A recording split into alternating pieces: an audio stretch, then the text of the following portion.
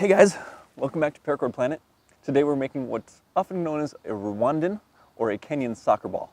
While soccer is a global sport, many kids around the world don't have access to sporting goods like a soccer ball. So today we're going to be making one out of grocery bags, which most of us have lying around and much of the rest of the world does too. But you can use really anything in these.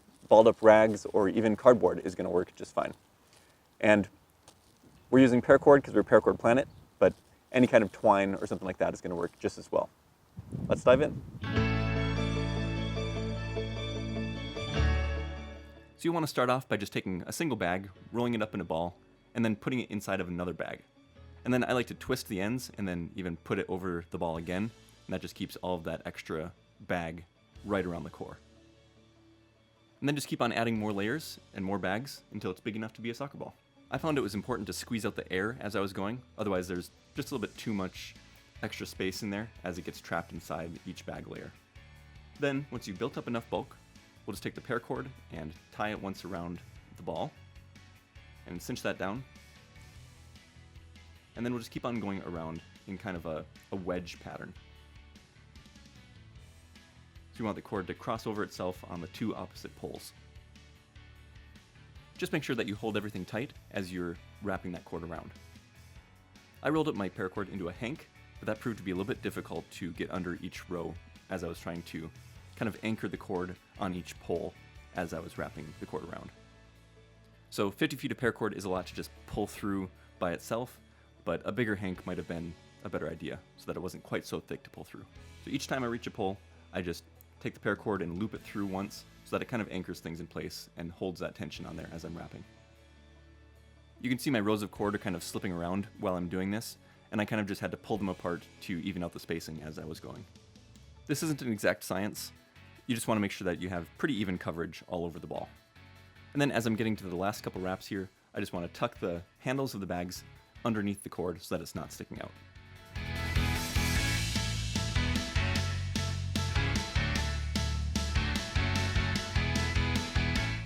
One of my sides ended up a lot better than the other. You can see the one isn't quite as nice of a star pattern, but again, that's okay. It does the job. Once you finish the longitude lines of your globe, so to speak, then we'll start on the latitude lines, the spiraling around, going the opposite direction, kind of perpendicular to our first lines. And then as I come to a chord, each time I'm just going to loop it around once and keep moving on to the next one. It's a little bit hard to see here at the beginning, but as the rows get farther and farther apart, you can see what's going on a little bit better.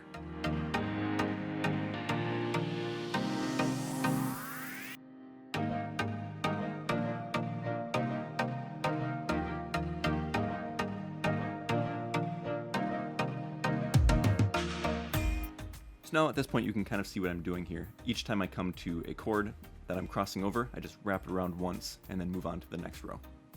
And again, this is a lot of cord to pull through each time, but if you want to wrap it up into a hank, that's an option as well. At this point in the project, there's far less cord left than at the beginning. I actually went back and added a couple more rows to mine, since there were some big gaps left in the netting.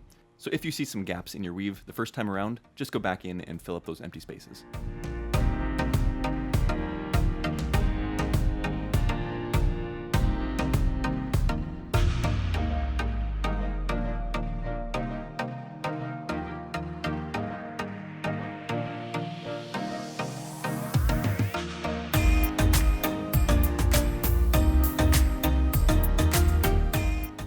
Then, once you feel that you've covered enough of your ball, just go ahead and clip the end of your cord, tie a couple extra knots, and tuck the end underneath the netting.